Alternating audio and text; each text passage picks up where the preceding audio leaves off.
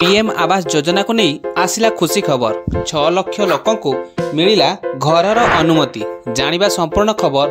ता पूर्व वीडियो को लाइक और चैनल को सब्सक्राइब करनथिले एबे ही सब्सक्राइब करी पाखरे आसुथिबा घंटी चिन्ह को दबाई दियंतु। पीएम योजना आवास रे आसिला खुशी खबर।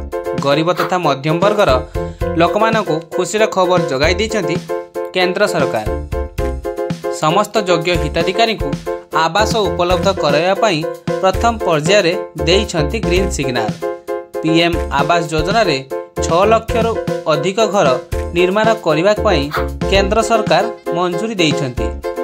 एही योजनार द्वितीय पर्याय रे सहर रे आसंता 5 वर्ष रे 1 कोटी घर निर्माण करने पाई लक्ष्य रखा जाइछि। तेबे एहार प्रथम पर्याय रे 6 लाख लोकों को घर जोगाई दिया जिवो। योजना कार्यकारी प्राय समस्त राज्य तथा केंद्र शासित अंचल केंद्र सरकार सह MOU स्वाक्षर करिसेंती। मंत्रालयर अधिकारी माने कहिसेंती जे प्राय समस्त राज्य गृह प्रस्ताव ग्रहण करायछि। राज्य रे हिताधिकारी चयन प्रक्रिया आसंता वर्ष आरंभ हेबो।